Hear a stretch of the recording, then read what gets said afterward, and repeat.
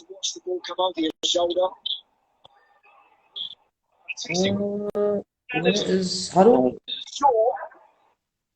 What did I just do now?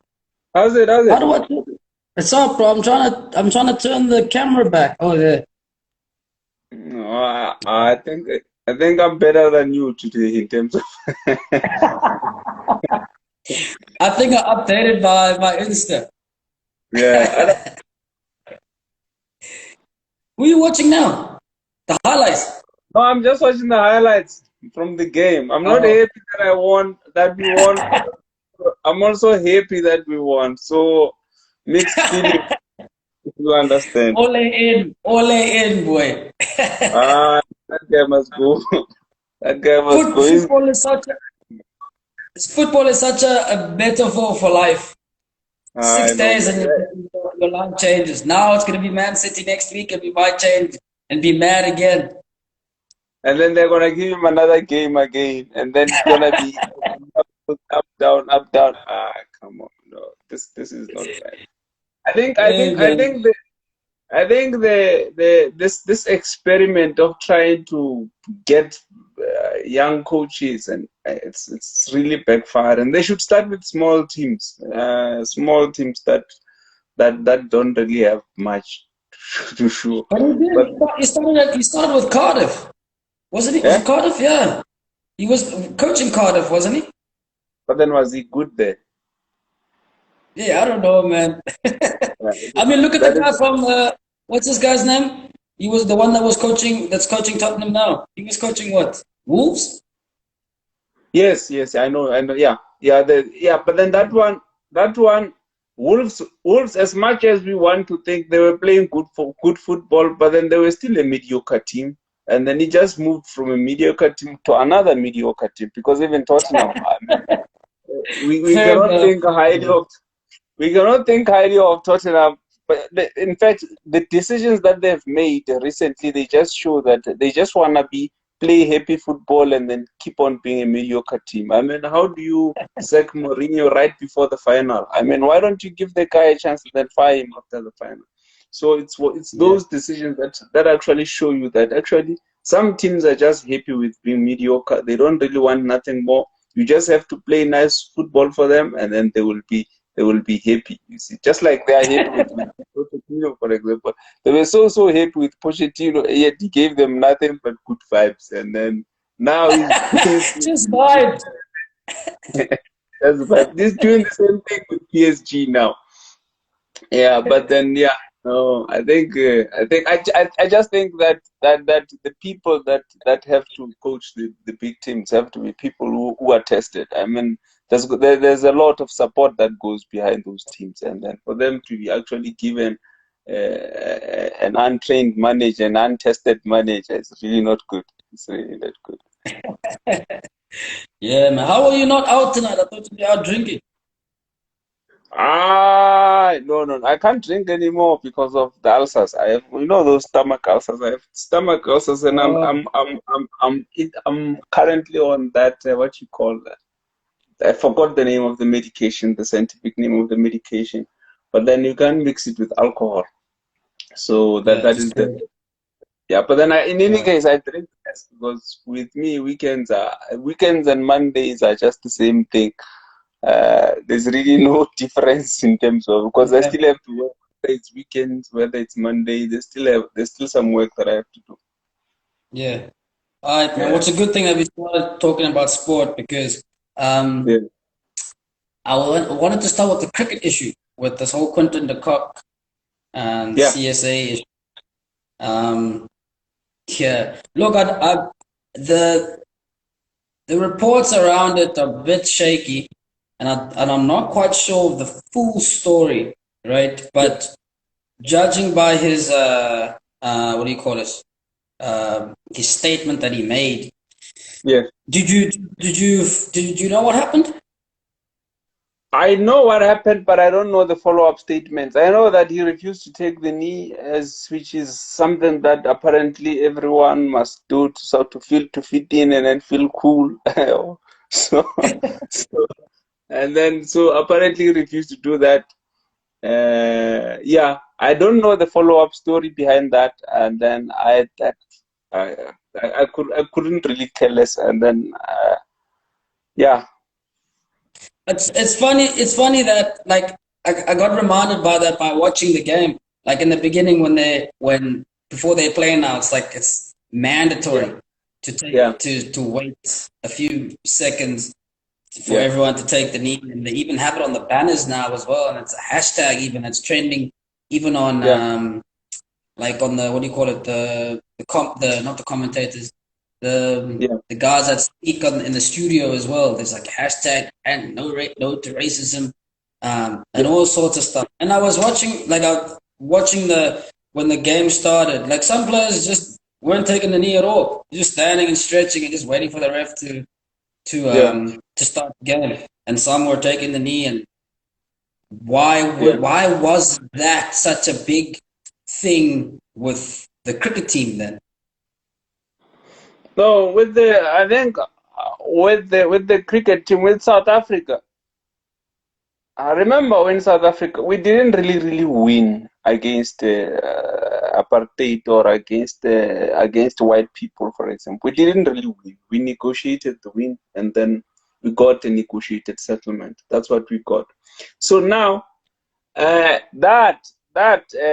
mean, you know, for example, if two people were fighting and then there was not, or the other one feels that he actually won, and then the other one feels that no, he also won as well, but then it did not. So there's always going to be that tension until an outright winner, until we get an outright winner, and then or until the two parties, the two sides understand that it's really, this time it's really not about winning. We can just move on. So now they are going to start. This thing is going to happen a lot, because it's basically one telling the other one to bend over so that they can fuck you in the back.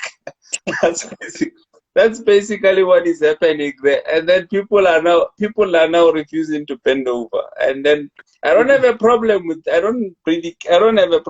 people refusing to bend over and all that, because as a black person, even though there is historic evidence of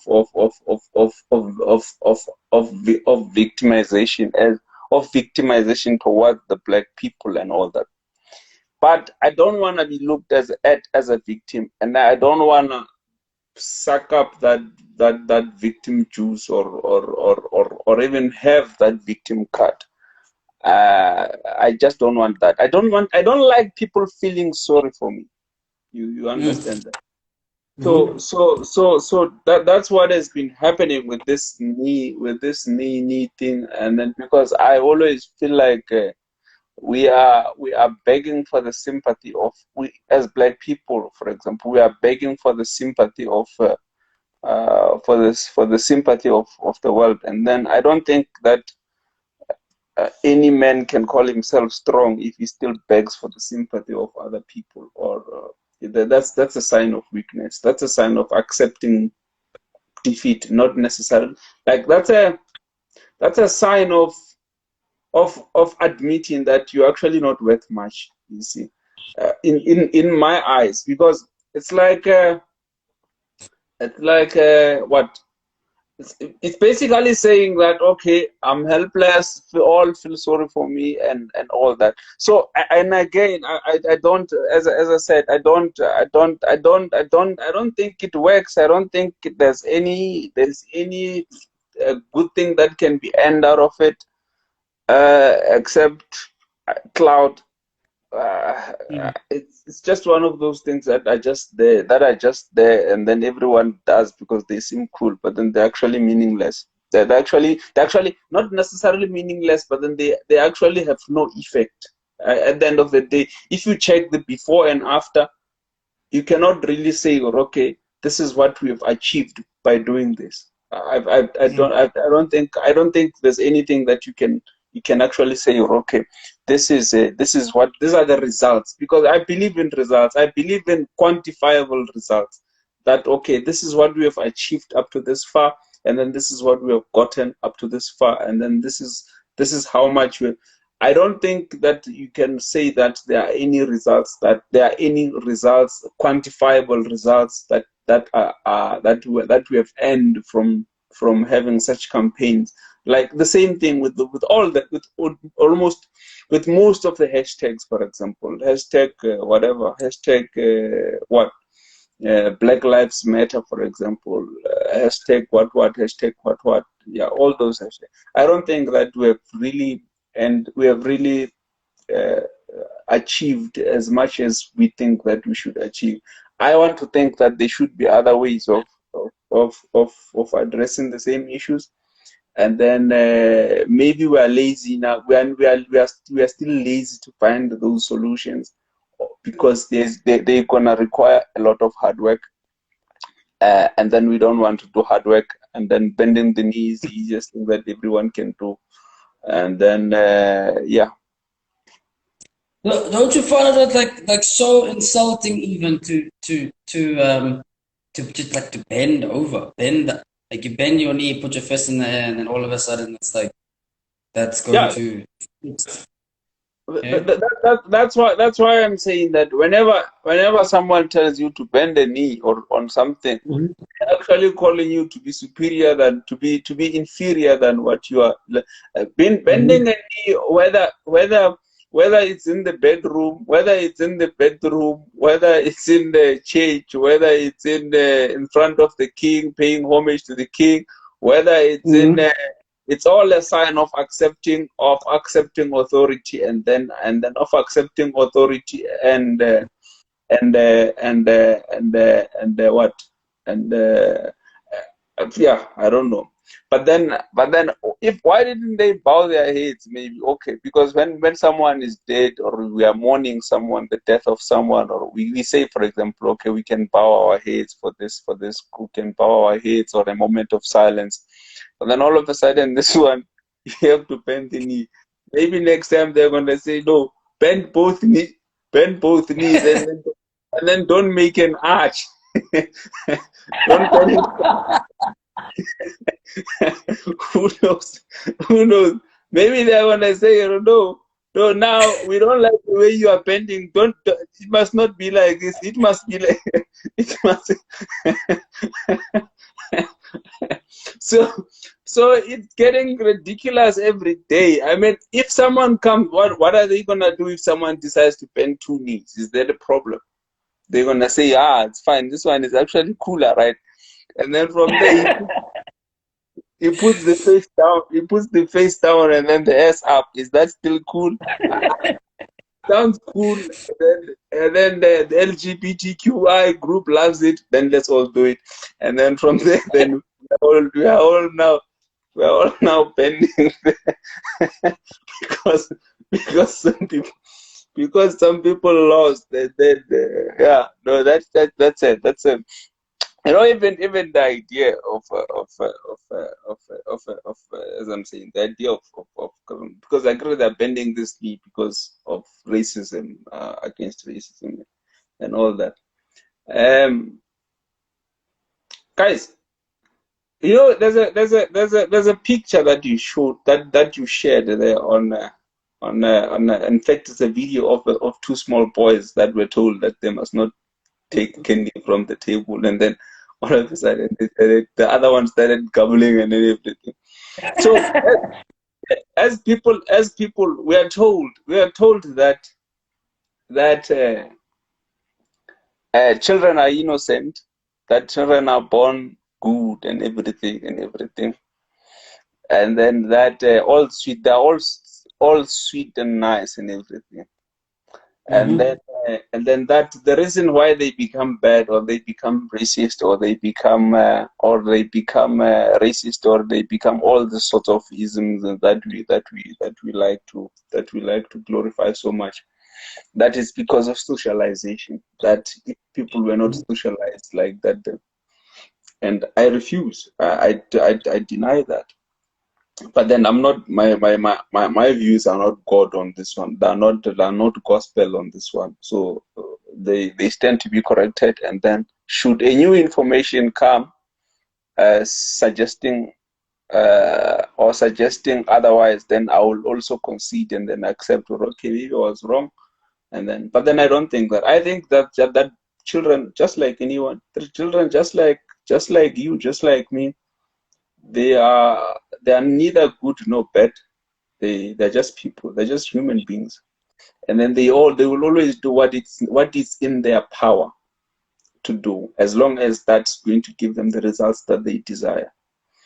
For example, we can look at things like, do you know that kids can annoy you intentionally, knowing very well, or okay, this thing annoys you, and then they can do that intentionally. But then why? Because the effects of their annoyance, of their little annoyance or disturbance, they don't really cause much trouble, and then it's something that you can deal with. So you don't actually look at that as something bad that they do, because they're kids, and then whatever that they're doing it's minimal, it cannot really get you angry. But then if the same thing was done by an adult, I'm sure you maybe lay a punch or a few things, or you're gonna say that person is bad. But then that's why I'm saying that the reason why we teach kids, the only thing that we teach kids, that we can teach kids, our children, we must not understand that our children, they are capable of both evil, they are also capable of evil and good. And then they are born capable of those things. That's why they know how to steal, which is one of the, if you are using the Bible, it's one of the commandments that are used there. They also know how to blame another person for what another person did. They also know how to manipulate. Those are all things that we call bad, but then kids know how to do those things. It's just that they are too small, and then maybe they are just manipulating you to get an extra sweet or on extra. They are not doing it to get you fired at work, or to get you to take your position at work, or to steal your hard work and then to plagiarize your hard work and then call it their own. You see, so because of that, then our responsibility as parents is to act, firstly, is to make them aware of the consequences of their decisions. That is the most important. That's why they must understand the value behind reward and punishment. That, or okay, if we do this certain kind of things which are good, you are going to be rewarded, and then you're going to be rewarded, but then if you do the ones that are bad, then you're going to be punished. And then obviously we know, as people, we know that we don't like to be punished, and then we like to be rewarded. And then from there, we can do a lot more things which can actually get us to be rewarded, and then be thanked or be rewarded, and all that. And then also, you see, so that is how I think of it. But then maybe someone someday is going to come and then prove that children are innocent, and it's also gonna come with a compelling proof that children are innocent. But then I never wanted to entertain that. I think they're just like everyone, but then on their degree, and then in their sins are too minimal for us to actually judge them according to them. But then if you go again, I mean, but right now we always think of the most evil person as for example Hitler, for example. But then we ignore the fact that what actually makes him the most evil person is actually because at the time he was the most powerful person, or among the most powerful people. So what makes him the most evil is not necessarily him, it's just that he was occupying a stage whereby he had the power to actually effect the most evil, and then he also had the power to effect the most good. So it does not mean that he's evil. It does not mean that his evil is different from my evil. I'm sure probably I would be given, if I would be given the same power, the same powers that he had, I would probably also be faced with with having to choose between the same West kind of evil that he had to choose and the same good that he had to choose. So that is what I think that's what I can say about that, as much as good and evil. Even on the racism issue, I think that we have accepted being victims, and then we should actually try to forget about that, and then also try to not always take, for example, or be racist back. Then maybe that's even better. If they call you and then they say that you are a monkey and then they throw you with banana, well, call them pigs and then throw something as well, and then we see where that will end up. But then instead of feeling like a victim all the time, I mean, I have a problem with that, a huge problem with that. Yeah. Give me 1 second. I'm gonna come back now. Don't leave. Okay. Yeah.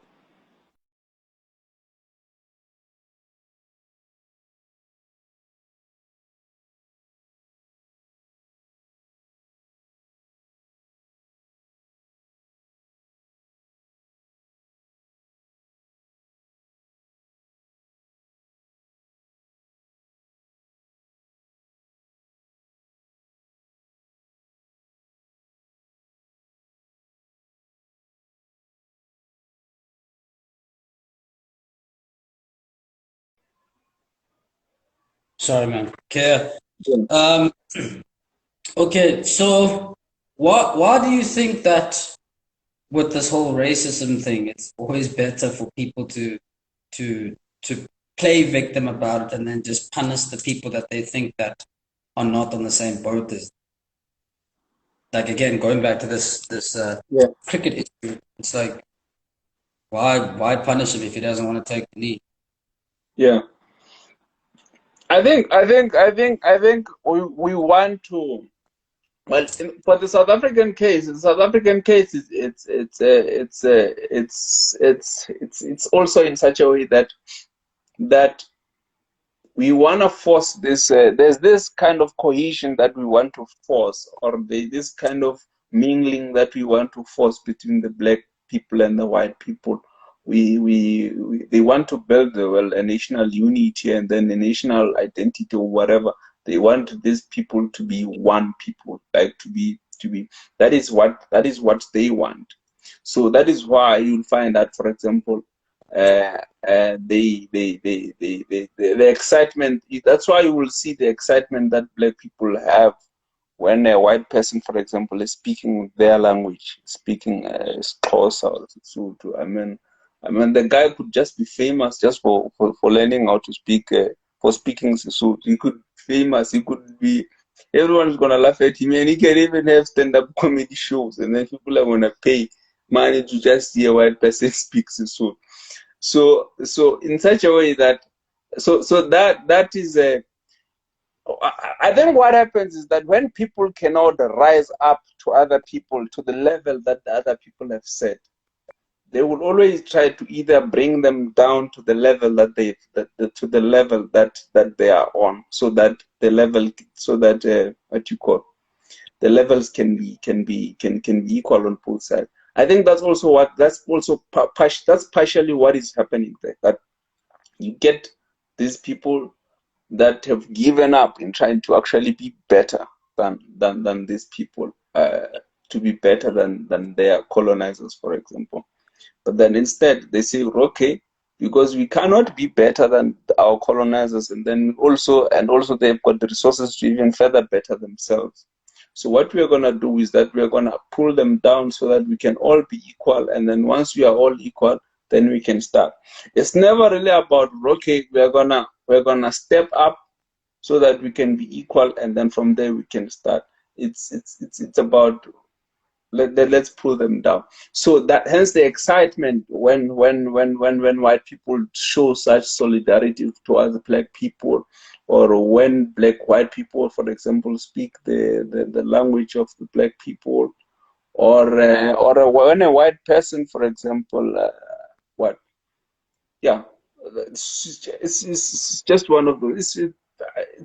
It's it's not something that is one dimensional. There's the politics side, part of it, and then there's also the human part of it, and then there's also the I think it's also it's something that also it's part of. On the other side, it's sinister. It's like jacking off. On the other side, it's like, okay, we just wanna we just wanna see these people kneel in front of us and pay homage to us.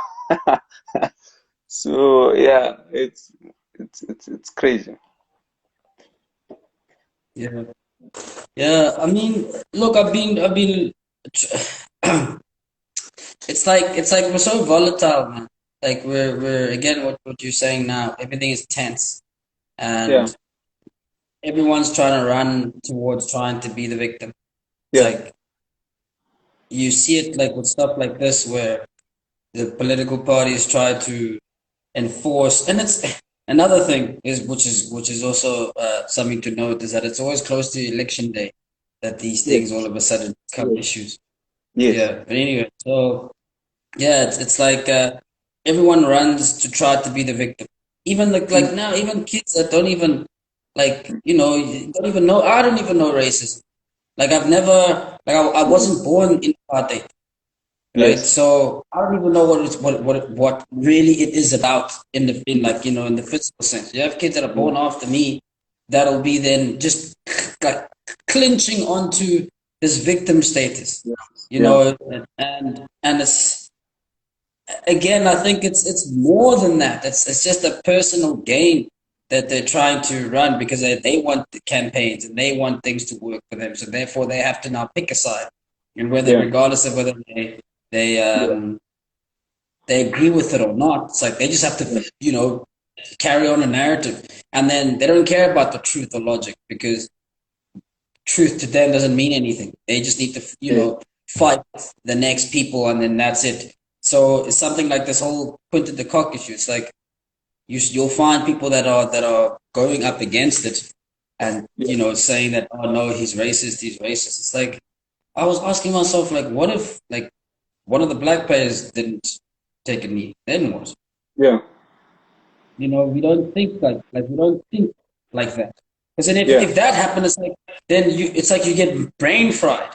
Like I was having a conversation with another chick the other day, and I was telling her, look, I don't really I don't follow this whole movement, this whole Black Lives Matter movement, and this say no to racism. And she's like, oh my gosh, I can't understand, like can't believe as a black guy that you'd say that. And I'm thinking, why not? Like, why do I have to be on your side or on your view just because of my color? It's like it's almost like it's expected that if you're gonna be black, you now have to be against everyone else.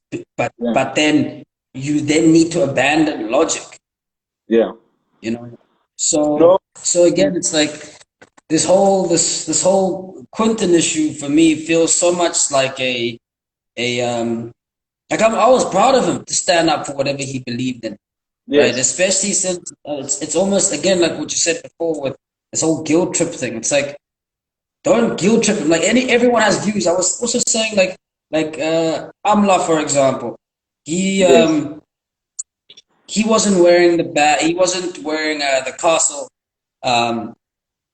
emblem on the badge because of his religious views.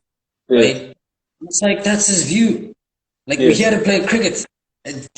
Whether he's wearing castle or not, has nothing to do with how many runs he's scoring. And how he's helping the team. But now, because that doesn't fit the political movement and the political, no one is going to benefit from that, then no one makes it a big deal. But then with this whole race thing, it's like, oh, perfect. If we can stick onto that and then make someone punish someone for not doing it, then we can then divide everyone again. And then boom, we can have elections just in a few days' time. And then, perfect. And then it's going to happen again, just before elections again. We're going to go boom again, try to drop another bombshell. It's the same way. It's the same way that you will see every time before the elections. You will see they will play Sarafina. They will play Sarafina. Yeah. They will play some of the things, show some of the black things that black people that white people did against the black people and all that, and then those things, they always conveniently appear after what you call, right after the right before the elections. But you never see these things after South Africa wins a Rugby World Cup, for example. They will be silent. They will be silent. But then you will see these things if South Africa loses a crucial game in the World Cup. And then that's where you will see this thing popping up. Or, oh, okay, South Africa was actually playing with 12 white men and then about 3 black men. And then they will also show again. You see, I don't have a problem. I don't have a problem with them wanting, for example, black people, or okay, black people should be given a chance. I personally believe that everyone who can kick the ball in the right way and then play the ball in the right way and then should actually be given a chance. In fact, I believe if they were to widen the search for their trials and then everything, they could probably even get even better guys, black or white. They could even get better guys than the ones who are playing. I'm all for that. But then I also understand again the fact that okay, sometimes things can be political and tweaked a little bit here, which puts both parties at fault, both the black and the white, both sides, the black and the white and all that. Yeah. So that is the problem at the moment. So is that we want these things, we want them to be there when it's convenient. We want to remind people of these things when it's convenient. When it's convenient, or when that is going to affect the outcomes of whether we win an election or we lose an election, or we cause an unrest of some sort, and then we divide the people. Because at the end of the day, you have to understand that it is for politicians, it is very important for the black and the whites not to mingle. For politicians, it is very, very, very, very important for that to happen.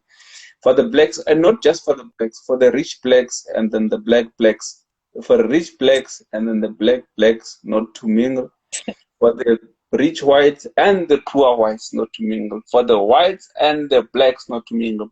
So those divisions are very, very important, because then if they are segmented in that way, then you can come and lie to these ones, and then come and then say a different lie to these ones, and then they are divided, and then you can be able to manipulate them.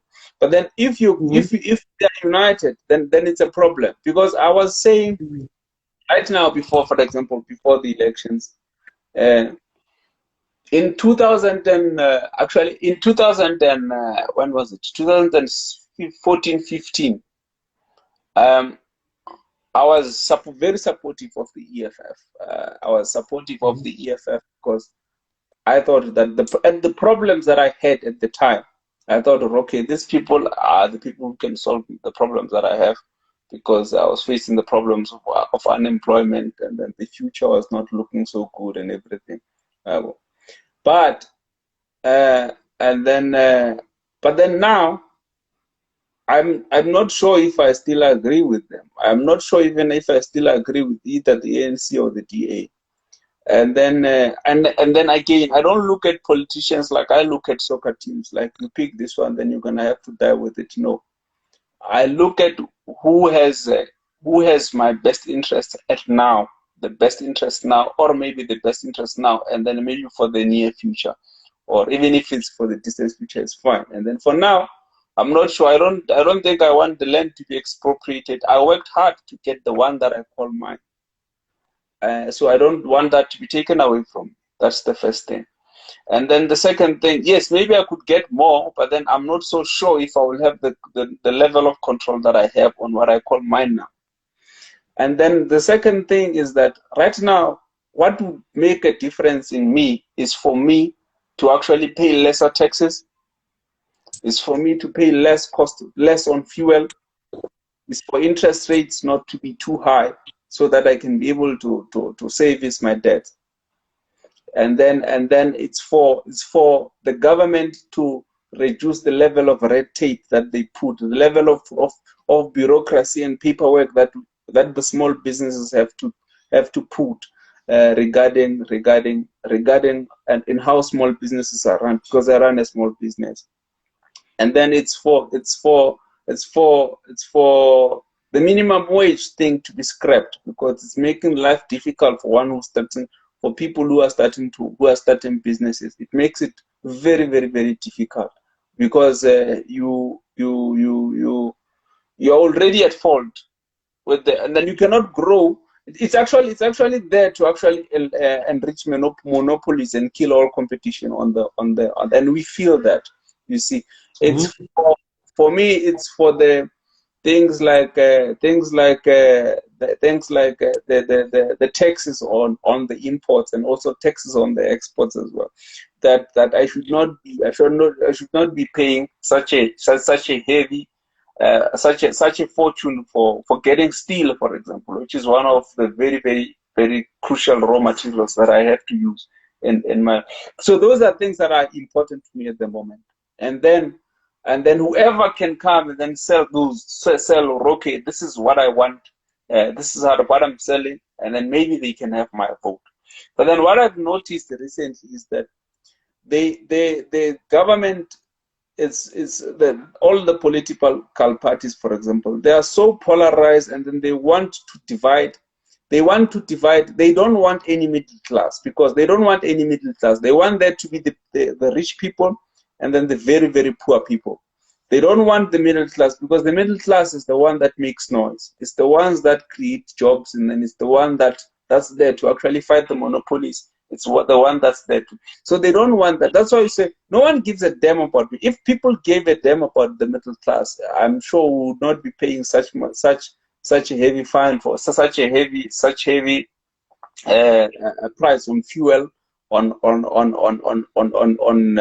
the minimum wage, on employees, on interest, for example, and then we would not be paying bonds for 20 years. We would not be paying if people were actually if the governments or the parties were actually focused on making sure that those who actually do the work and then are taken care of. You see.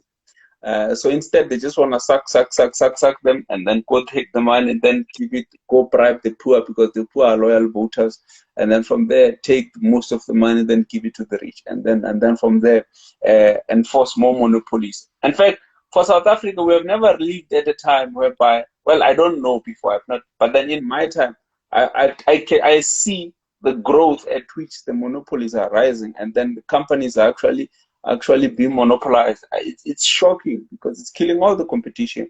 I can tell you, for example, in construction, right now, the companies that are top in construction, they're actually now getting narrowed down very, very, very, very. I'm sure probably in 3 to 4 years, there will only be 3 or 2 companies that are actually controlling the entire construction industry in South Africa, and then the other ones will just be eating crumbs.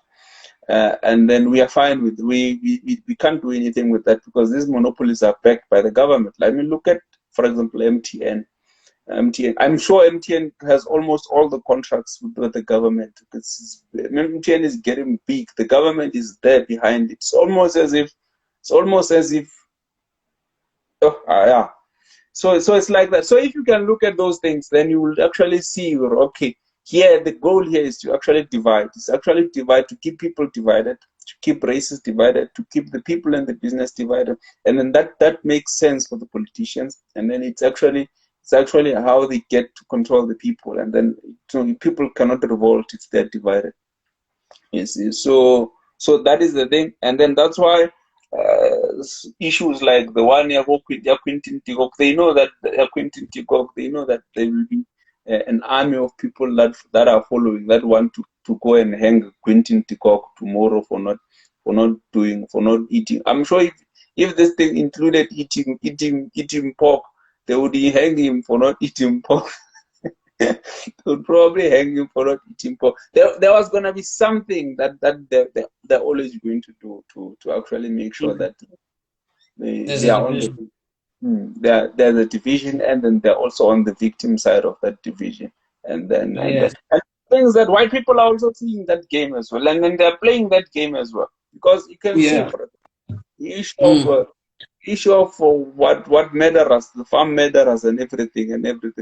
It's something. It's an idea that they are selling out, and white people. The things that what we don't understand is that white people are resourceful, and then this game is not a game that they started playing yesterday. They've been playing this game for a long time, and then going playing this game against them you're not gonna win. These people have got experience in this game. In victim game, they've got a huge experience of that. They know how to use it, they know who to sell it to, and then they know who's gonna buy it. And then they know even what to do once they get the power that they have. You see, Bella, these people when talking about the farm murderers, they were approaching when Donald Trump was there, they were approaching Donald Trump directly. So that he can come and then say something or comment on something or say something about farm murderers. That's how organized they are, and then that's how fast they can actually move when it comes to this. And then, but then if you actually narrow it down and then try to actually narrow down or see this farm murderers thing, you'll actually find that Leon is just it's just as political as anything that has ever existed before. It might be, well, sorry for if there are any farm murderers that died, and then I don't want to, for example, to demean their death or to discredit their death or something. May their souls rest in peace, just as anybody. But then I just know the fact that that there's a huge political game being played by that, and then people are just waiting for the right players to buy in. And then who knows, maybe the tanks will be rolling sometime. And you know, when the tanks roll, they roll. Yeah. My brother, can I ask you for a small favor? I'm gonna just call someone quickly and then I'll come back on, okay? No problem. Sure, Sure. please, man.